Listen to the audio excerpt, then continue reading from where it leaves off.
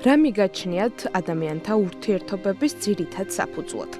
სამართლიანობა და ურთიერთპატივისცემა. მაშინაც კი, როდესაც გამომძიებელი დანაშაულს იკვლევს ან მოსამართლე ბოროტმოქმედს სასჯელს ადებს, იგი უნდა გრძნობდეს, რომ მის წინაშე ადამიანია და რომ ამ ადამიანს ყველაზე მეტად სჭირდება დახმარება, სითბო და სიყვარული. მხოლოდ ამ პირობით მიაღწევს მართლმსაჯულება მიზანს, დამნაშავის გაკეთილშობილებას და საზოგადოებისთვის პატიოს ან კაცად დაბრუნებას.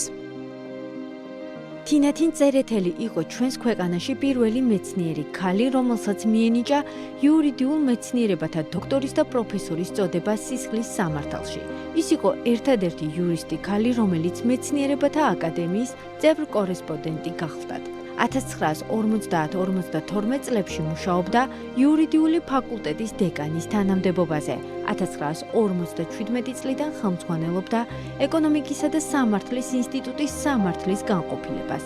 განსაკუთრებით დიდია თინათინ წერეთლის დამსახურება დანაშაულის ცნების სტრუქტურის სწორად გააზრებაში, რაც მთელი სისხლის სამართლის სისტემის საფუძველს წარმოადგენს. წლების განმავლობაში მეცნიერს მწვავე პაექრობა ჰქონდა ამ საკითხებზე რუსული საბჭოური სისხლის სამართლის კორიფეებთან. ამ პაექრობამ მას კიდევ უფრო დიდი სახელი მოუხვეჭა თვითმოწინააღმდეგეთა რიგებში.